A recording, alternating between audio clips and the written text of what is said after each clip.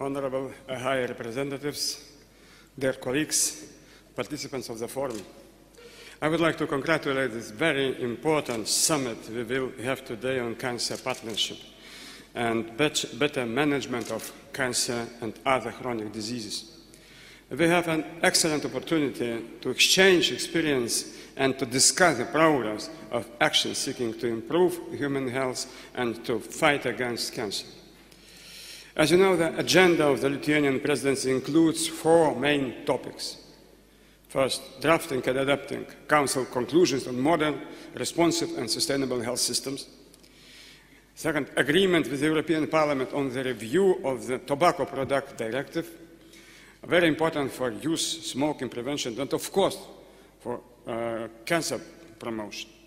Agreement with the European Parliament regarding regulations on clinical trials on medical products for human use. It is very important, of course, also speaking about innovations in cancer treatment. Maximal progress concerning 2 legislative proposals in the field of medical devices regarding regulations on medical devices and regulation on in vitro diagnostic medical devices. All those issues related to our topic. I would also like to mention the ongoing reflection process on chronic diseases, which is close to the end and will be finalized in 2014 by organizing a summit on chronic diseases. Currently, the report prepared by the Commission is debated by a high-level working group of the Council. The contribution of this summit could be useful for further discussion on this very important subject. As you know, the health systems today are facing many challenges, such as aging of population, increasing burden of chronic diseases, as well as cancer. New technologies and patient expectations are not always compatible with the budgetary constraints and sometimes are not affordable. However, in all their diversities, European Union countries and the entire Europe share a common goal to meet health needs of their citizens.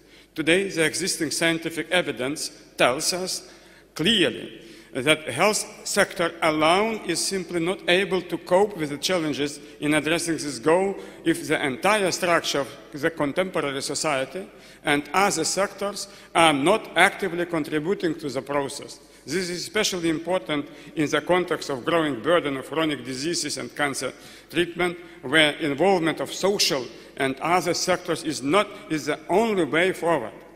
Few words about cancer, which is leading cause of death globally. The World Health Organization estimates that 8 million people die of cancer every year, and 84 million people will die in the next 10 years if action is not taken. The time is to act, of course. Many cancers can be prevented. Others can be detected early in their development of screening programs for breast, cervical and colorectal cancer, treated and cured. Considering the socio-economic implications of the expected rate of cancer as the European population ages, it is vital to tackle the disease more effectively in the EU. It is even more important to increase investments in health, in particular through preventive actions. Cancer is caused by many factors, and therefore its prevention shall address on equal footing the lifestyle, occupational and environmental causes.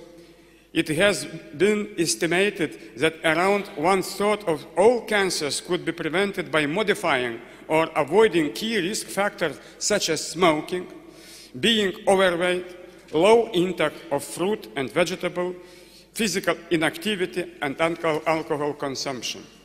As well as now that tobacco use remains one of the most important risk factors for population health, especially with regard to chronic non-communicable diseases, including cancer. This is why the Lithuanian presidency seeks an agreement with the European Parliament on the review of the tobacco product directives that is very important for youth smoking prevention. Regulatory measures focus on making the tobacco products less attractive for young people, thus limiting the smoking initiatives. They also should ensure that EU citizens would have accurate information on the adverse impact of smoking on health and would be able to make informed decisions. We hope to reach an agreement with the European Parliament as soon as possible and to adopt this very important directive maybe in December.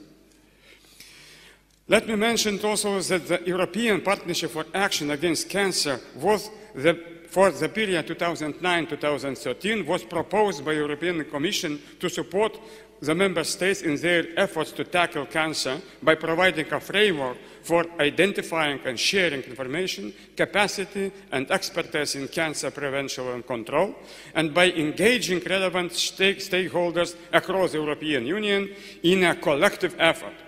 The result of these efforts is the European Guide for Preparation of National Cancer Control Programme. The national and regional differences of cancer mortality and morbidity could be reduced only by implementing common evidence-based cancer prevention and control strategies. It is important to have integrated plans of cancer prevention and control in order to use resources more effectively and to coordinate joint efforts against cancer. Lithuania is also drafting National Cancer Prevention and Control Programme to pool all efforts together. From 2014, we will have a continuity of this activity, namely the European project CAN-CON, Joint Action European Guide on Quality Improvement in Comprehensive Cancer Control.